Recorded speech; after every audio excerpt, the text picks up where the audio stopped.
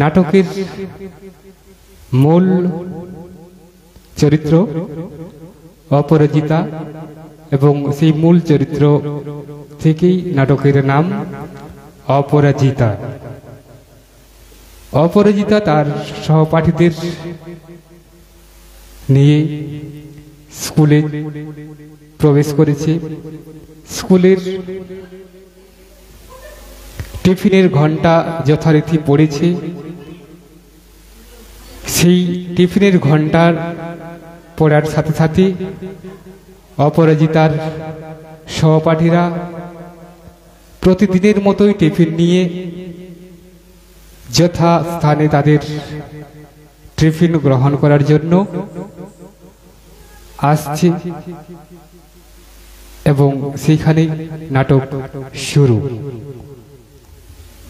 আপনারা সকলেই সঙ্গে থাকবেন, আশা করি ভালো লাগবে। আমাদের নাটক অপরাজিতা শুরু হচ্ছে। টিফিনের ঘন্টা পড়ার পর তাদের অপরাজিতার সহপাঠীরা টিফিন গ্রহণ করার জন্য তাদের নির্দিষ্ট স্থানে যাচ্ছে এবং সেখান থেকেই নাটক শুরু।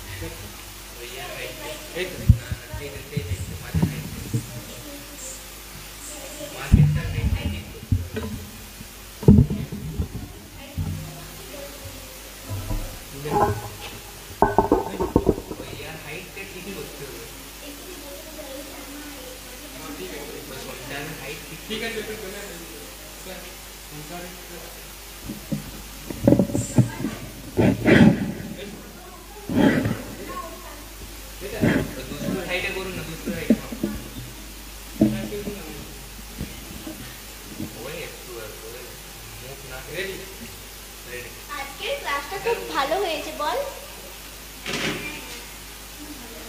আজকে টিফিনে কি এনেছিস? আমি চাউমিন এনেছিস। তুই কি এনেছিস? আমি আজ কেক এনেছি। ও তাহলে সবাই একসাথে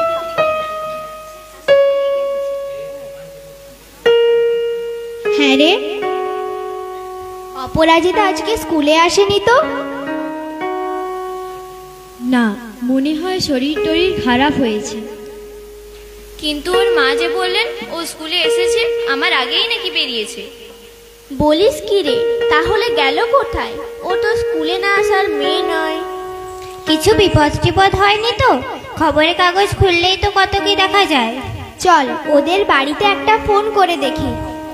হ্যাঁ চল চল চল চল।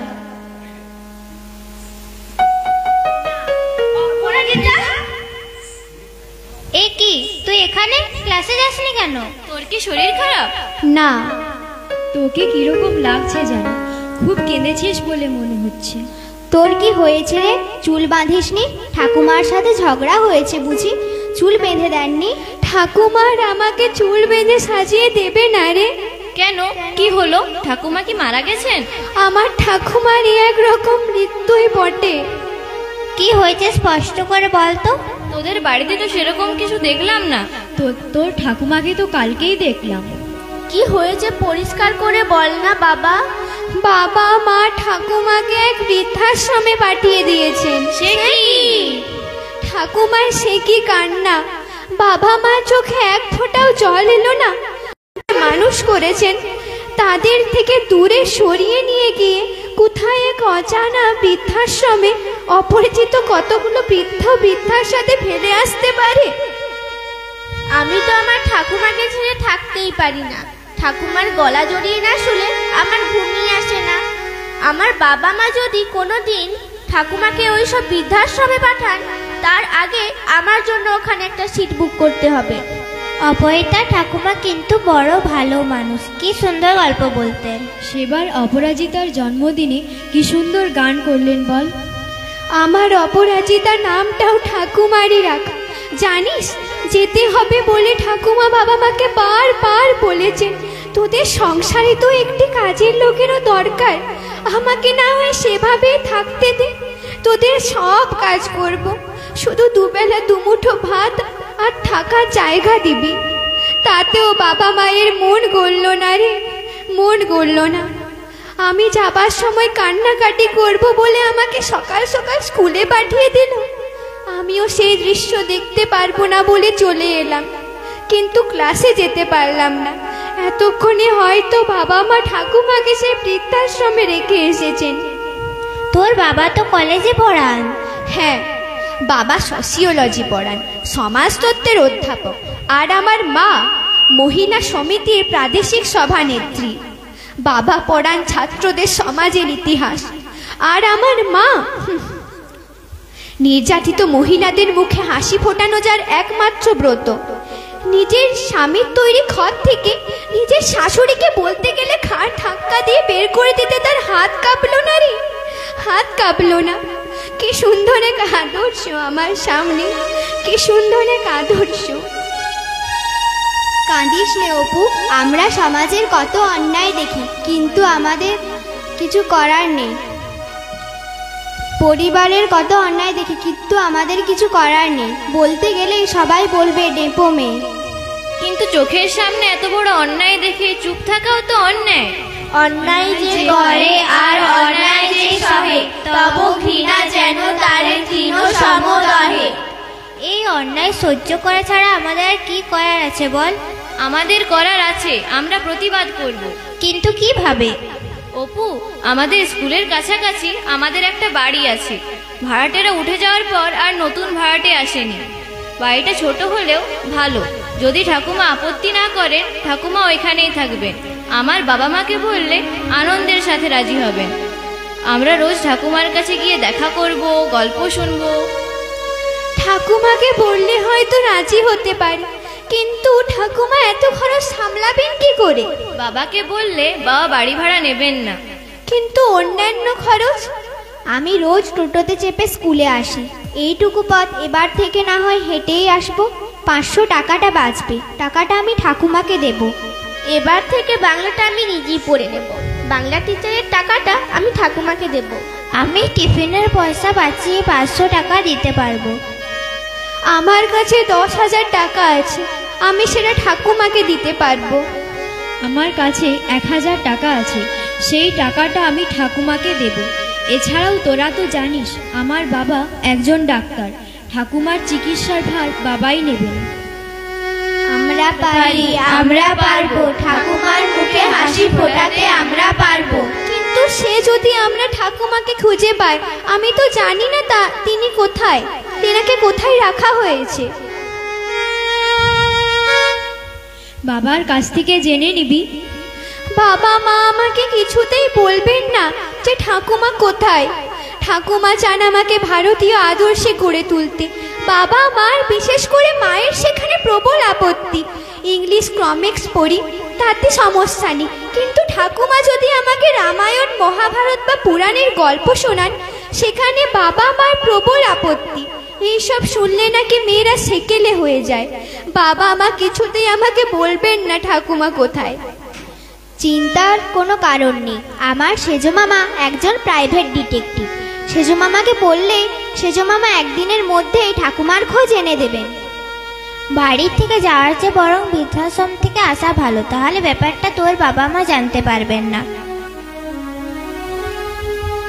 কি অদ্ভুত জানিস, এক একটা মানুষ এক এক রকমের হয়।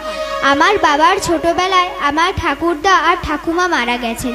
বাবা আজও তাদের ছবিতে পুজো করেন।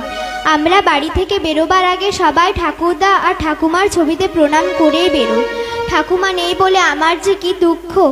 অপু, তো ঠাকুমাকে আমায় দে না রে, আমরা মাথায় করে রাখবো। না, আমি আগে বলেছি ঠাকুমা আমাদের বাড়িতেই থাকবে।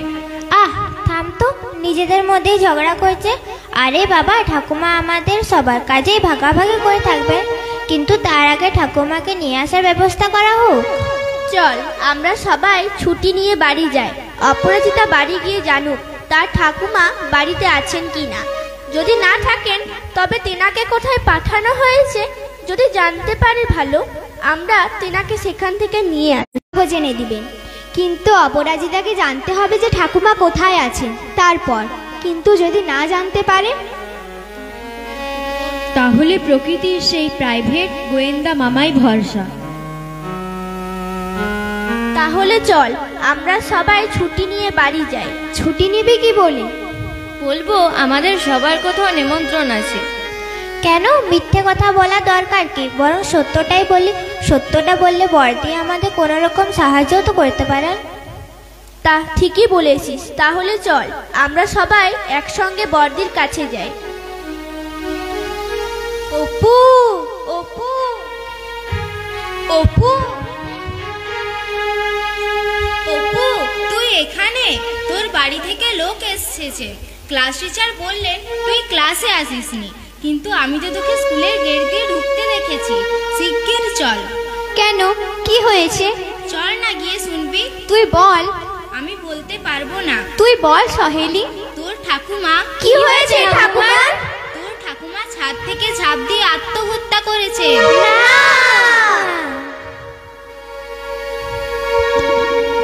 জনমের ঘুম ঘুমাইলা ঠাম্মা,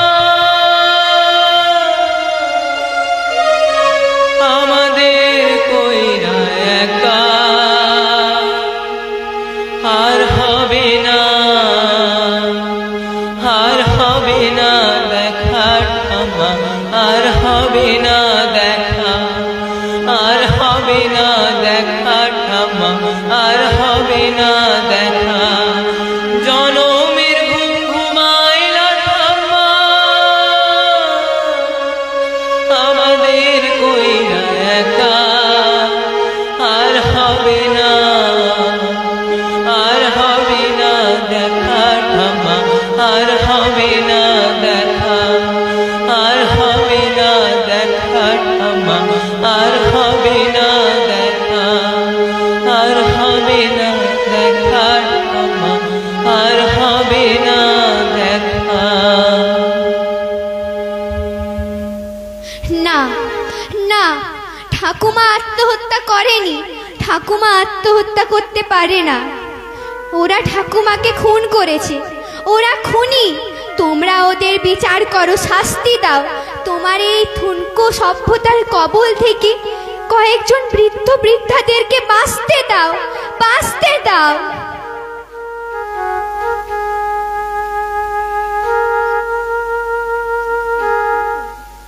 নমস্কার।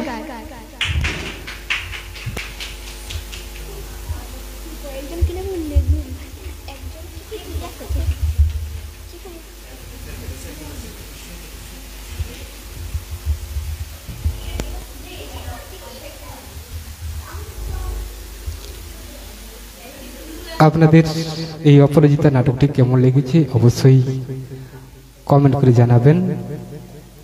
আর এখানে যে সকল দর্শক বন্ধু রয়েছে তাদের তো হাততালিতে বোঝাই গেল অনেকটাই সুন্দর হয়েছে।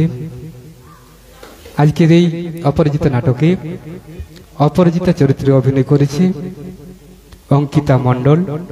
তহিনার চরিত্রে অভিনয় করেছে সম্পূর্ণা পেনুয়া। প্রকৃতির চরিত্রে অভিনয় করেছে অনুদ্রিতা সাহু। আরতির চরিত্রে সঞ্চারী সাহু। উপমার চরিত্রে চাঁদনী খাতুন।